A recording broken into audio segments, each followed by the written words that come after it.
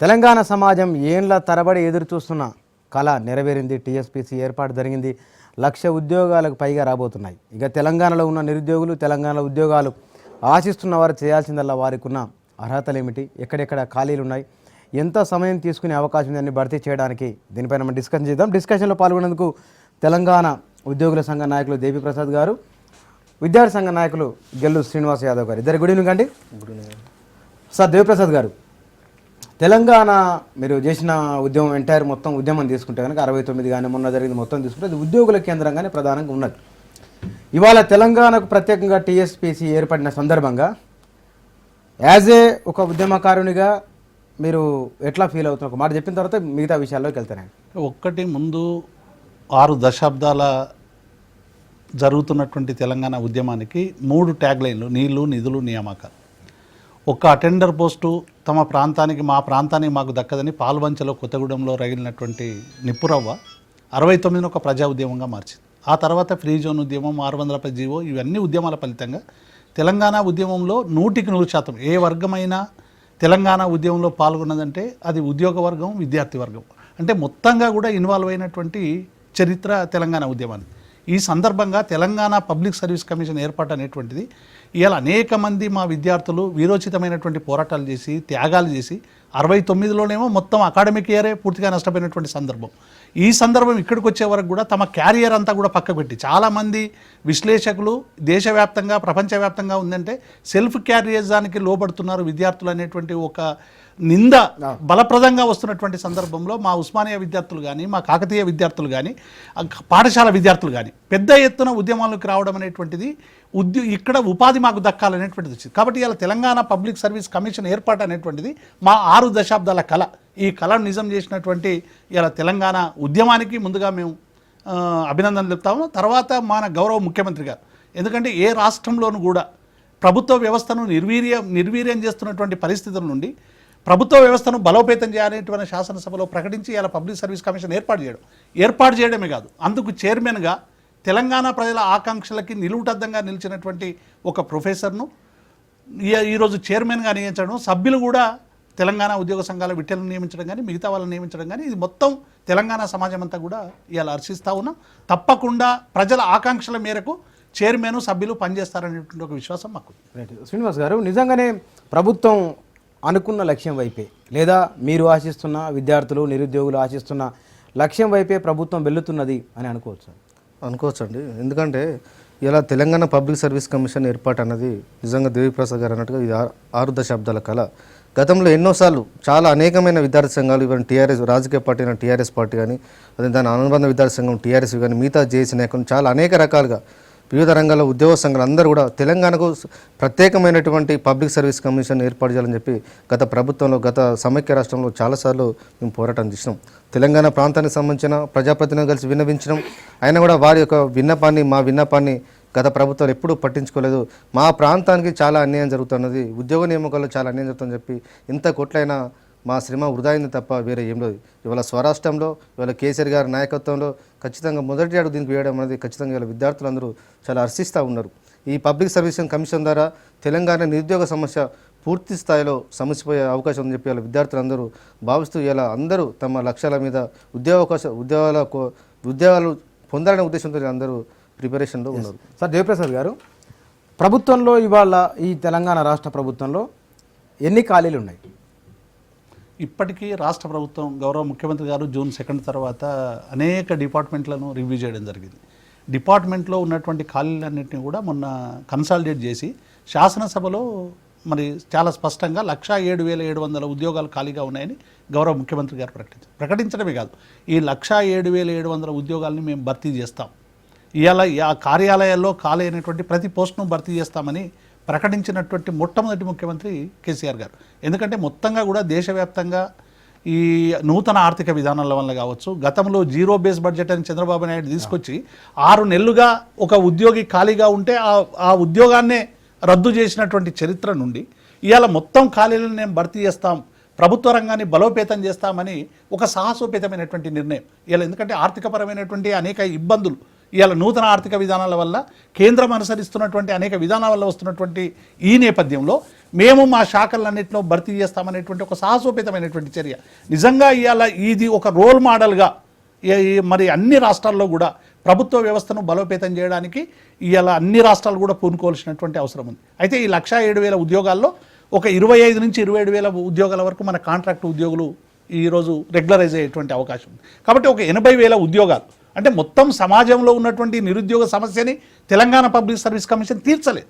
కేవలం ఇందులో ప్రభుత్వ శాఖల్లో ఉన్నటువంటి కొన్ని ఉద్యోగాల్ని ఈరోజు తీర్చేటువంటి అవకాశం ఉంది. కాబట్టి బయట ఇంకా ఉపాధి రంగాన్ని ఇంకా పెంచాల్సినటువంటి అవసరం ఉంది. ఇవాళ ఐటీఐఆర్ పేరు మీద కానీ లేకుంటే మరి ఫార్మా ఇండస్ట్రీ పేరు మీద కానీ రేపు వచ్చేటువంటి అనేక ఇండస్ట్రీలో కూడా స్థానికులకు ఉపాధి దక్కే విధంగా కార్యాచరణ మొదలు కావాలి. ఎస్ సార్, నేను ఒకటి అడుగుతాను. మీరు ఒక 5 ఏళ్ల కిందనో 6 ఏళ్ల కిందనో పీజీ అయిపోయిన వాళ్ళు, ఇప్పటికే రకరకాల అర్హతలు సంపాదించుకున్న వాళ్ళు, ఏజ్ బార్ అయిన వాళ్ళు, ఏజ్ బార్ కావడానికి దగ్గరలో ఉన్నవాళ్ళు, బహుశా ఈ నోటిఫికేషన్ వచ్చే వరకల్లా కొంతమంది ఏజ్ బార్ అయిపోవచ్చు.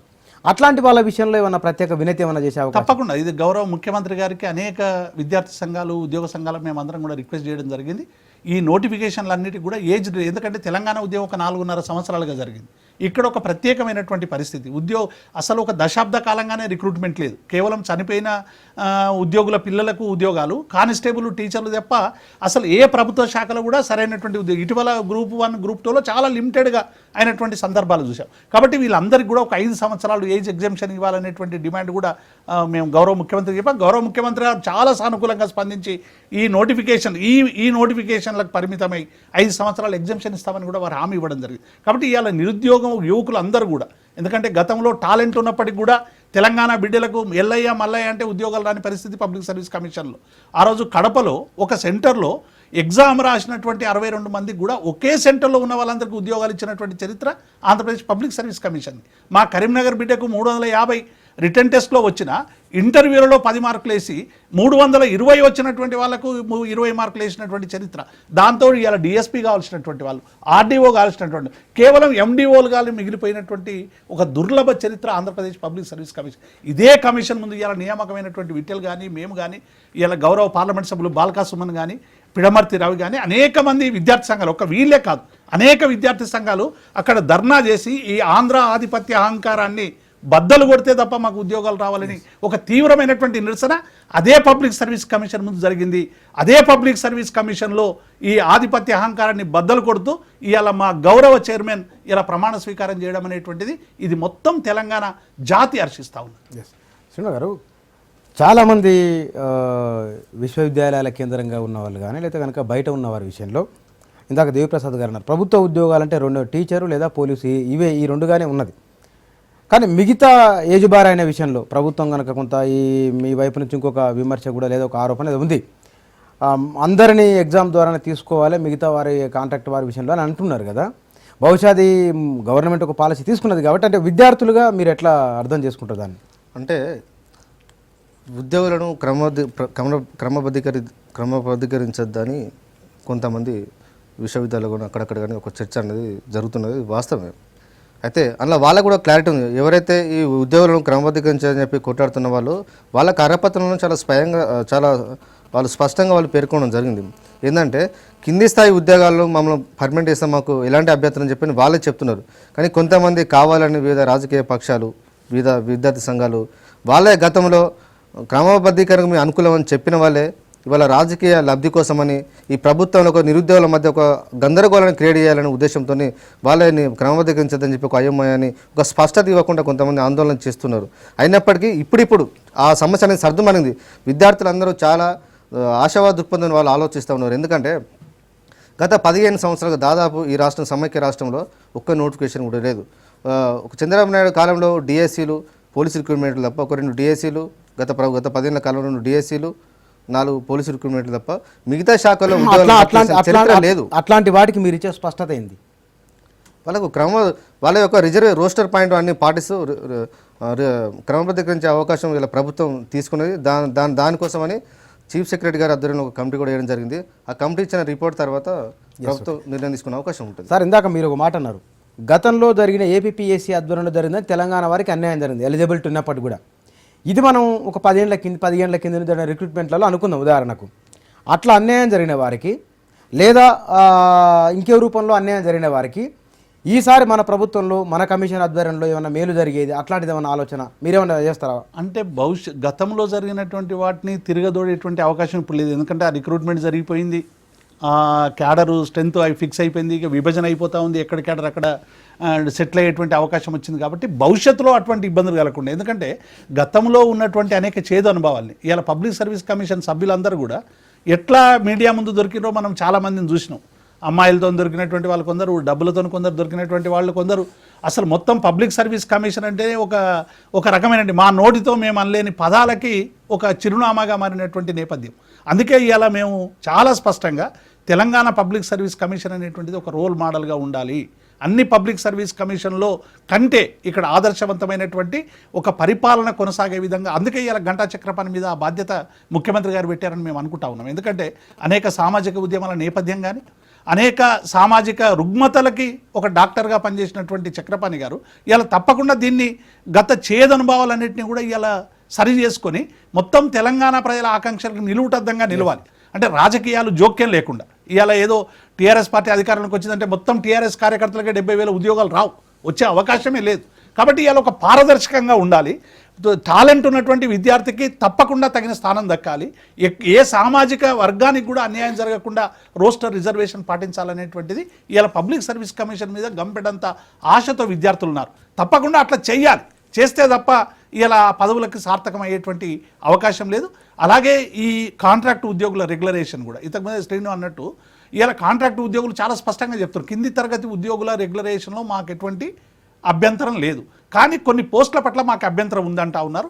ఆ పోస్టుల అభ్యంతరానికి సంబంధించినటువంటి విషయాల్లో ఇరు వర్గాలు, అటు కాంట్రాక్ట్ ఉద్యోగులు కూడా పాపం 20 సంవత్సరాలుగా టైం స్కేల్ ఉద్యోగులు పనిచేస్తూ ఉన్నారు, పార్ట్ టైం ఉద్యోగులు పనిచేస్తూ ఉన్నారు, కాంటిజెంట్ ఉద్యోగులు పనిచేస్తూ ఉన్నారు. అసలు ఇక ఏజ్ అంటే 1-2 సంవత్సరాల్లో రిటైర్ అయ్యేటువంటి వాళ్ళు కూడా ఇలా రెగ్యులరైజ్కు నోచుకునేటువంటి పరిస్థితి ఉంది. కాబట్టి ఇటువంటి ఆగ్రహాన్ని ఇది విద్యార్థులకి నిరుద్యోగులకు మధ్య వైరుధ్యంగా మారదు. ఇది ఇరు వర్గాలు మారకుండా ఉండాలంటే దీనికి తప్పకుండా ఒక సొల్యూషన్ కనుగొనాలి. ఇవాళ మొత్తం 100% లెక్చరర్ పోస్టులు కాంట్రాక్ట్ ఉద్యోగులకు ఇవ్వరు. అందులో కొంత పర్సెంటేజ్ పెట్టి వీలైనంత మేరకు రోస్టర్ ప్రకారం దీన్ని మాత్రమే తీసుకునేటువంటి అవకాశం ఉంది. కానీ ఇంతకుముందు జిల్లాకు ఎంప్లాయ్మెంట్ ఎక్స్చేంజ్ ఉండేది, నిరుద్యోగుల పేరు రాసుకోవడానికి ఒక వ్యవస్థ ఉండేది. ఇవాళ ప్రైవేట్ రంగం చాలా వేగంగా విస్తరిస్తూ పోతున్నది, ఎంప్లాయ్మెంట్ కూడా అక్కడ జనరేట్ అవుతుంది బాగానే. ఇంతకుముందు దాంట్లో నమోదు చేసుకున్న వాళ్ళు ఒక ఆశ ఉండేది, అరే ఏదైనా జరుగుతుందేమో అనే ఒక ఉండేది. అది తెలంగాణ సర్వీస్ పబ్లిక్ కమిషన్ అట్లాంటి ఆశావాహులకు ఒక ధైర్యాన్ని, ఒక వెన్నుదన్నును ఇచ్చే అవకాశం ఉందని మీరు అనుకుంటారా? ఉండాలంటే ఏం చేయాలి? అంటే గతంలో ఉన్నటువంటి పరిస్థితులకి ఇప్పటికీ గ్లోబల్గా అనేక మార్పులు వచ్చినాయి. ఇప్పట్లాగా ఎంప్లాయ్మెంట్ కార్డులో సీనియారిటీని బట్టి ఇంటర్వ్యూ కార్డు పంపి సెలెక్ట్ చేసుకునేటువంటి మెథడ్ ఇప్పుడు లేదు. ఇప్పుడు అన్నీ కూడా కాంపిటేటివ్ ఎగ్జామ్స్ అయిపోయాయి. ఏదైనా ఒక పోస్టు భర్తీ చేయాలంటే దానికి అవసరమైనటువంటి నోటిఫికేషన్ ఇచ్చి దానికి సంబంధించినటువంటి ఒక టెస్ట్ పెట్టాల్సినటువంటి ఒక కొత్త పద్ధతులు వచ్చాయి. కాబట్టి మళ్ళీ ఎంప్లాయ్మెంట్ ఎక్స్చేంజ్లు మళ్ళీ పునరుద్ధరించేటువంటి ఒక అవకాశం ఇప్పుడున్నటువంటి పరిస్థితులు లేదు.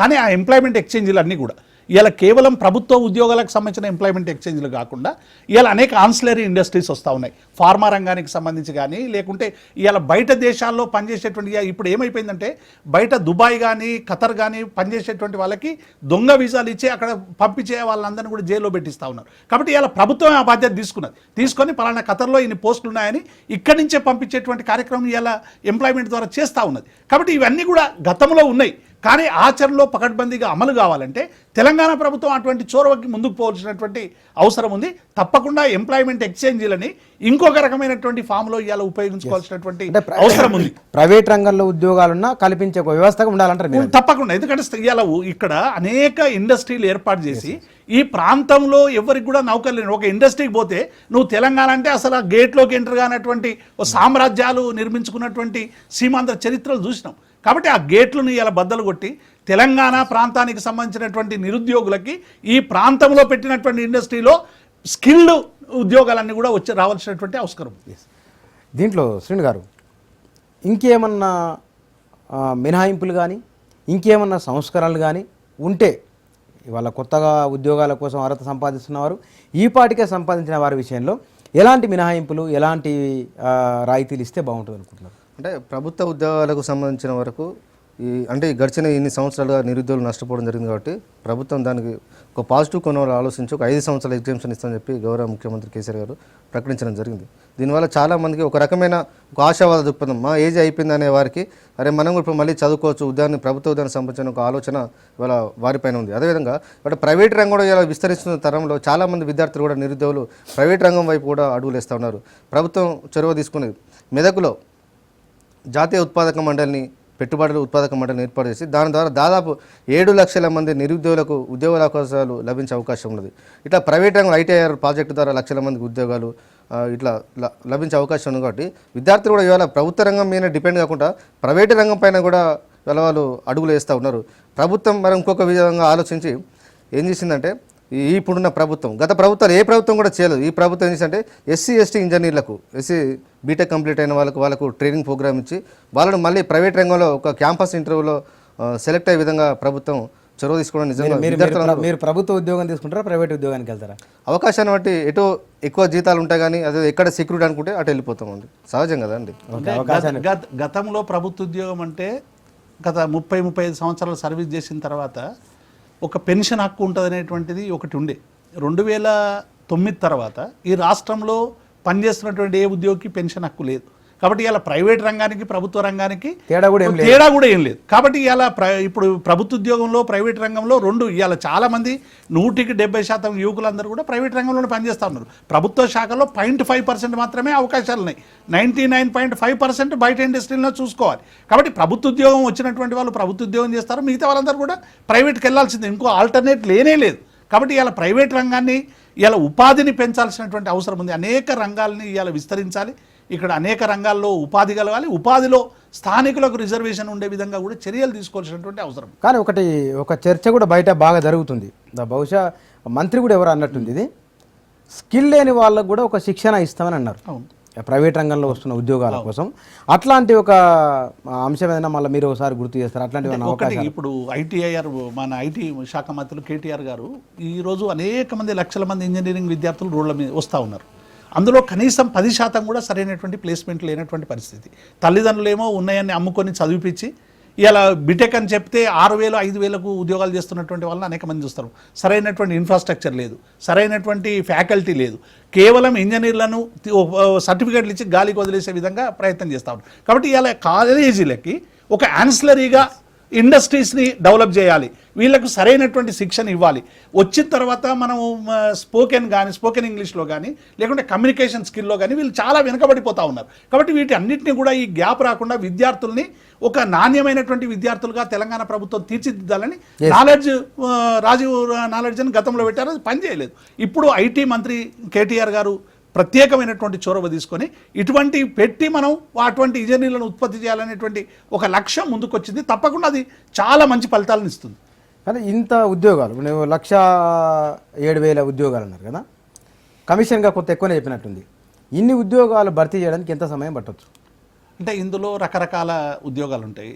గ్రూప్ 2 ఉండొచ్చు, గ్రూప్ 4 ఉండొచ్చు, గ్రూప్ 3 ఉండొచ్చు, గ్రూప్ 1 ఉండొచ్చు. ఇవన్నీ కూడా ఇప్పుడు విభజన అనేటువంటిది ఇక్కడ ఒక ప్రధాన అడ్డంకిగా మారింది. అసలు ఈ రాష్ట్రంలో విభజనకు సంబంధించినటువంటి ఇంకా కమల్నాథన్ కమిటీ ఇక్కడ తేల్చలేదు.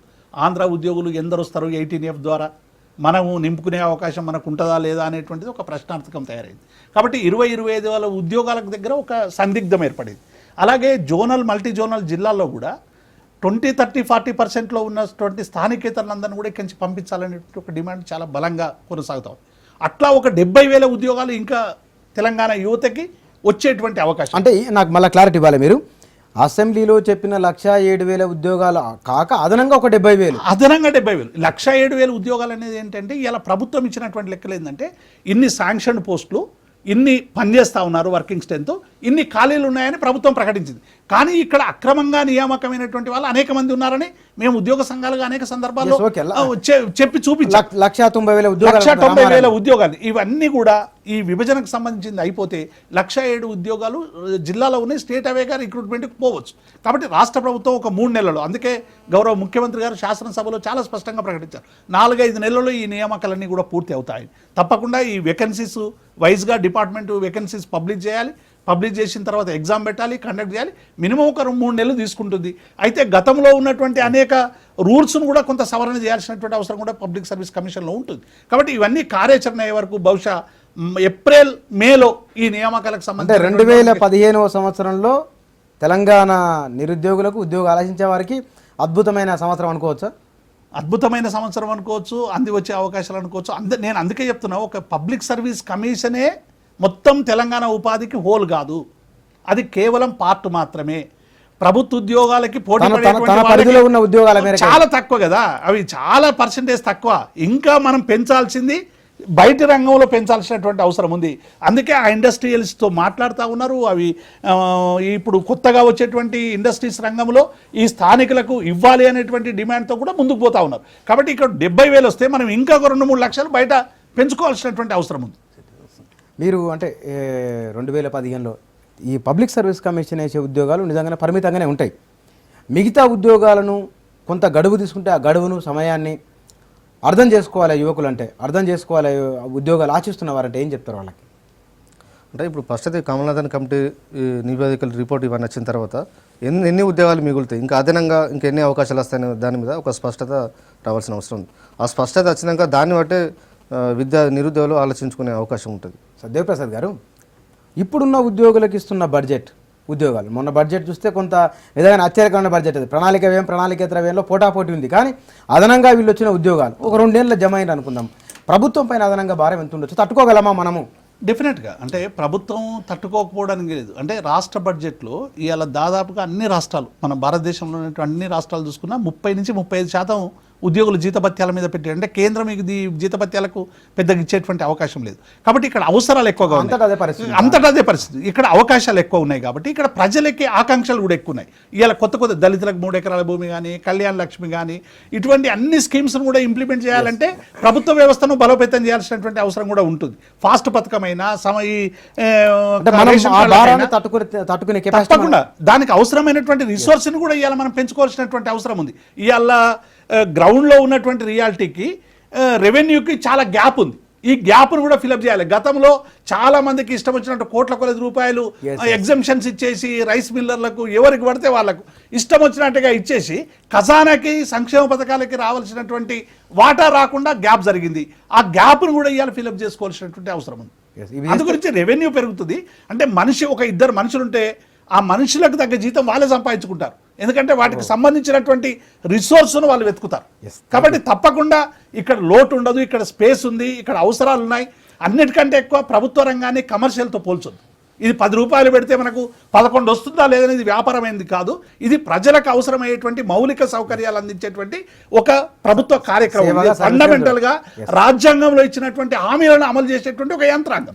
థ్యాంక్ యూ సార్ దేవిప్రసాద్ గారు, శ్రీనివాస్ గారు, థ్యాంక్ యూ డిబేట్లో పాల్గొన్నందుకు. నిజంగానే తెలంగాణ సమాజం, తెలంగాణ నిరుద్యోగులు ఏళ్ల తరబడి చేసిన పోరాటానికి లేదా ఏళ్ల తరబడి చేస్తున్న నిరీక్షణకు ఫలితం దక్కింది. అందరికీ ఉద్యోగాలు రాకపోవచ్చునేమో, అటు ఇటు కావచ్చునేమో సంఖ్య, కానీ గతంలో ఎన్నడూ లేని విధంగా, మునిపెన్నడూ మనం చూడని విధంగా, లేని విధంగా నిరుద్యోగులకు ఉద్యోగ అవకాశాలు, వచ్చే అవకాశాలు చాలా ఎక్కువగా ఉన్నాయి. మనం ఆశించిన స్థాయిలో ఉండకపోవచ్చు, కానీ మెరుగైన జీవిత విధానం, మెరుగైన జీవనం తెలంగాణ సమాజానికి వచ్చే అవకాశం ఉంది. Thank you.